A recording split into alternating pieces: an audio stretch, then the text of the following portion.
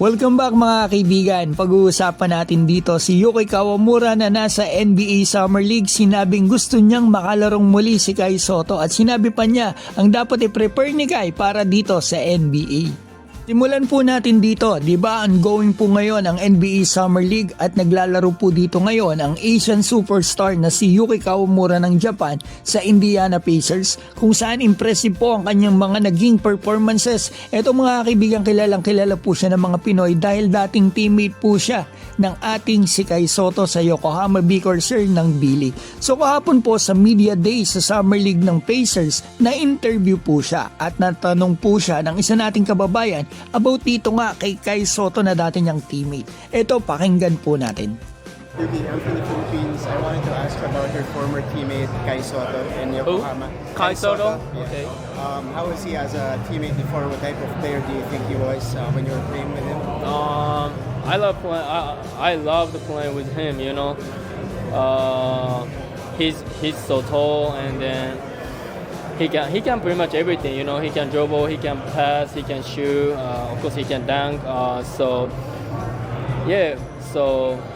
But right now he doesn't play right now, right? He got hurt, right? So I hope like his speed recovery, and then one day I wanna play with him one day, yeah. He was supposed Again. to be here in the summer. Natanong pa po siya kung ano ang dapat ihanda ni Kai para makapasok siya sa NBA. Ito po ang sinabi niya. Again. To be here in the summer league, pursuing now I think a different path to the NBA.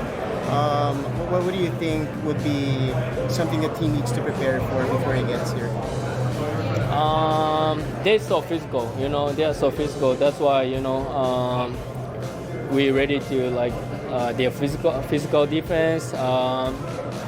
But we prepared that. But Mukhang hindi po updated itong ating si Yuki dito kay Kai Sotto sa Japan B-League. Mukhang busy din talaga siya mga kaibigan kasi nakakalaro na si Kai, magaling na yung kanyang tuhod at medyo nahihirapan po si Yuki i-explain in English yung dapat ihanda ni Kai dito nga sa NBA, pero physicality po ang kanyang punto na dapat ihanda ni Kai, which is kayang-kaya na po yan ni Kai ngayon kasi mas malakas na siya ngayon, di ba mga kaibigan, kita natin.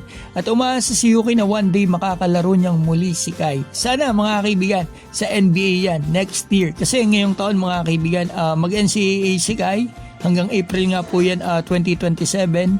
After nyan pwede na pong muling sumubok itong si Kai Sotto sa NBA via Summer League or tryouts. Mga kaibigan, shoutout ko po pala si Edward, THT, Kamikaze, Coach Haji, Michael Avetria, Eric De La Cruz, Janwalk TV, Rene Alongongan, Larry Gaupo at Buhay PWD Vlogs. Mga kaibigan, maraming salamat po.